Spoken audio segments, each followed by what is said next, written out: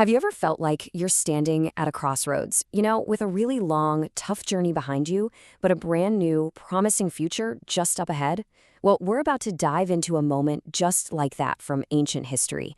It's a time when an entire nation was asked to renew a foundational promise, right before taking their next giant step. But before we get too deep into the story, we've got to get on the same page about one really important word. You hear it a lot, but what exactly is a covenant, especially in this context? Okay, so don't just think of this as a contract or a simple promise. A covenant is way bigger. It's a deeply serious, binding oath. And in this story, it is the sacred agreement that defines the entire relationship between the people of Israel and their God. It's basically the foundation of their entire identity. So here's how we're going to break this whole thing down. First, we'll look at the Moab covenant itself. Then we'll get into why looking back at the past was so important. We'll find out who this oath was for, and spoiler, it's for everyone. Then we'll unpack the huge warning they were given. And we'll wrap it all up by looking at the serious price of forgetting that warning. All right, so let's set the scene. You've got the people of Israel, and they're in a place called Moab. They are literally on the doorstep of the Promised Land. They can see it from where they are. But here's the thing. This agreement isn't new to them. This is a renewal. It's a powerful moment of recommitment for a whole new generation that's about to start a completely new chapter. Now, before asking them to commit to the future, their leader, Moses, does something absolutely brilliant. He grounds them in their own shared history. The message is basically, hold on, before we talk about where we're going, we have to remember how we got here. And Moses doesn't build his case on, abstract theories. He uses hard evidence, things they've all seen with their own eyes. He points back to the incredible signs they saw in Egypt. He reminds them about the 40 years they spent in the wilderness, a time when things were so miraculously provided for that their clothes didn't wear out and their sandals never broke. And he points to the victories they just had in battle. This isn't some dusty old history lesson. This is their lived experience. And this quote, this gets right to the heart of it all. All those miracles, all that history. It wasn't just about survival. The whole point of the entire journey, the good parts and the bad, was to build a relationship so that the people could truly know who their God is. So, with that foundation of shared history firmly in place, the big moment arrives. It's time for the oath. And what is so incredible here is just how radically inclusive this whole agreement is. Nobody gets a pass. Everyone is part of this. And I mean, the scope of this is just breathtaking. It's not just for the leaders or the religious officials. It's for the elders, all the men, the children, the wives, and even the foreigners living with them. We're talking about everyone, right down to the people with the most humble jobs, like those who chopped wood and carried water. This is a commitment being made by an entire society, from top to bottom.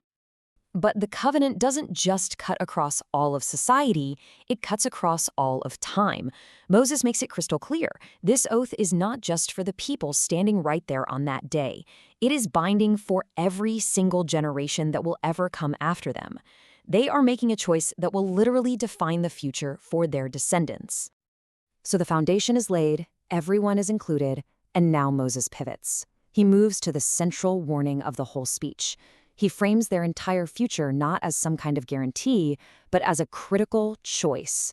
And that choice all hinges on one single crucial point. And here it is, stated as plainly as possible.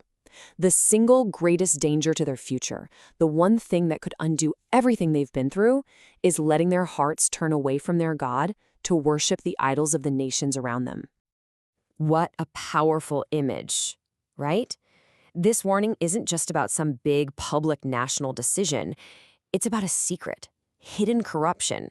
It's saying that a single person, or even just one family, with a hidden root of idolatry in their heart can grow to produce a bitter poison that corrupts the entire community from the inside out. The text even gets into the psychology of this corruption. It warns against the person who hears this oath, but thinks to themselves, yeah, that doesn't really apply to me. I can go my own way in secret and I'll be totally fine. But the warning says this thinking is a complete delusion. It doesn't lead to safety. It ends up bringing disaster down on everyone. So what happens if that warning is ignored? Well, this final section of the speech lays out the consequences with chilling clarity. It's a direct cause and effect relationship between their actions and the outcome. Moses paints this picture of a future where the land is so completely devastated that foreigners and future generations will just look at the ruins and ask this exact question. What could possibly have caused such a catastrophe? And the answer is stated right there, directly. There's no mystery. The reason for the disaster will be obvious to everyone. It's because the people abandoned the foundational agreement they had made with their God. The text actually lays out the path to disaster in 3 clear steps. First, it starts with a choice. They decide to abandon the covenant. That choice then leads to an action. They go off and start worshiping other gods. And that action in turn unleashes the consequence, the anger that brings destruction down upon the land. A clear and very tragic sequence of events. So after all the history, the oaths, and these really stark warnings, the speech ends on a pretty profound note, a distinction between 2 kinds of knowledge that really serves as the ultimate takeaway. The final message here is so powerful.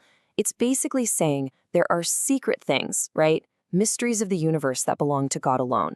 But then there are the things revealed, the law, the covenant, the clear instructions for how to live. And those things belong to us and to our children. The call isn't to try and understand everything, but to faithfully act on the things that have been made clear to us.